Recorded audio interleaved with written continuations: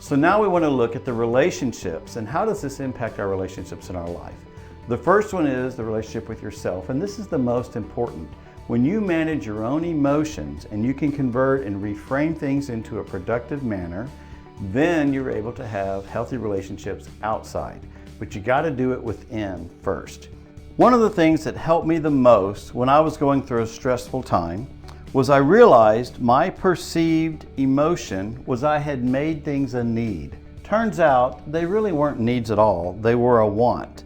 And when I realized I didn't need to have that, I wanted to have that, my brain recalculated and switched tracks. It's really helpful to understand I want something, but I don't have to have it. Because that changes your disposition. How can I be okay if I don't get what I want? If you look at the image, the ostrich has his head in the sand and the rhino's talking to himself. And so sometimes you got to talk yourself off the ledge. And what that's really saying is you can say, I've got this. We're going to be okay. Breathe through the nose, not the mouth. That's like panting. Breathe through the nose slowly and it releases positive chemicals in your brain and you can actually make healthy, good decisions. You can talk yourself out of most situations just by where you think your thoughts in the sequence that you do. Managing yourself is the first relationship you have, and so that's the most important. All the others are going to be spun out of control by reactionary thinking if you don't do this. And each person has to do it. And when one does it in the home, it triggers the others. If you act emotionally upset, guess what? You're triggering their emotion to be on their defensive. And you know the saying today, crazy knows crazy, but that's not what we want in our relationships. The second one is with your mate, and we all know being married or having a mate is simple, right? I mean, it's a real challenge because we have two different individuals with both their wounds coming together, and on any given day, one wound can trigger the other. So if you look at the illustration of the ostrich talking about their mate, one of the things that we do, and we get this from Harville Hendrickson, Getting the Love You Want, is we all create an imago. The imago is the image of what we want our mate to be. So the ostrich has this long list, and the list has things such as what you think you want, what you think you see in the other person, what you saw in your parents, what you see in other couples, maybe something in the movies or something you read or dreamed about. So the end result is you create a list of what you want to your mate to be. The truth is your mate cannot live up to that expectation. And the day you wake up one day and you realize my mate cannot meet my list. And the truth is at this point, you have to choose to love your mate and get rid of your list. Or if you choose the list and get rid of your mate, you're going to take the list to the next person and you're going to screw it up all over again. Another interesting thing that's on this list is what you're supposed to take care of in yourself, and that's your core emotional wound, which Harville Hendricks calls the lost self. What that is you have a void in your mind, in your brain, the neurotransmitters don't connect when something happens that was somewhat traumatic to your expectation, and so you have a void and you don't know what to think. It's a lot like a freeze point. And what happens is we often put that emotion on the list for our mate to meet. It's not theirs to meet. It's yours to resolve. And this is one of the biggest challenges that we have in couples and with each other.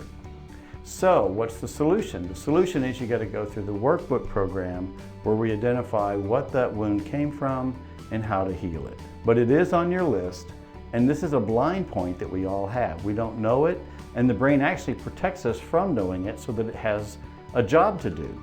It doesn't need to protect a strong you, it needs to protect a victim you. So if we look at the next picture, it's talking about communicating with your mate's mind. And you can see the two hearts love each other. But if you just cover those up, the two instinctive brains cannot date. It's another example of your cell phone can't talk to my cell phone because there's no person behind it. There's no real relationship. There may be technology, but we want to work with the heart, not the brain. So we got to turn the brain off, redirect it, heal the wound so that the hearts can connect. Another interesting thing about this picture is if you cover one of the hearts and the other one's brain, you'll see that there's a disconnect when one's talking from the heart and the other's talking from the brain. Then flip it and cover the other two, and you can see that that's not going to work either. So in reality, you might only have a 25% chance. The third one is raising kids. Well, the thing about that is you still haven't healed your wound in many cases, and you're projecting it onto your children. Well, your children are growing up, they haven't reasoned yet, then they start reasoning and they got to figure out what the heck you're doing, who am I, and how do I find my way in the world? So there's a real challenge of dynamics going on right there. You have your own emotional wounds you have to overcome, and often parents project their emotional wound onto their children because they're really thinking in their past when they were a kid what they got or didn't get from their parents. And they're trying to project what they want their kid to be or feel instead of enjoying what they bring to the world. The child is just trying to discover, who am I? Their reasoning's just now coming around and they can make decisions, but they're having to comply to all these rules and other expectations, often emotional ones, of parents, friends, teachers. And so identifying your true self can be a real challenge for a kid. The fourth one is when you're working with your coworkers at work. And one of the things that's cool about this picture, and it's true for any situation, is you're always talking to the other person's ostrich. It's recording and on alert 24/7. One of the things you think today, because there's so many cameras and TVs and films out there, is always act as if you're going to be on TV or on film. That's the way your brain's thinking, is it's always looking for what to scan. And so you want to talk to a person's conscious mind.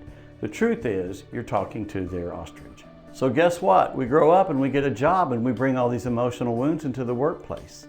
If you're the corporate CEO, do you want to pay for that? That's not what we hired. We hired an expertise and a skill.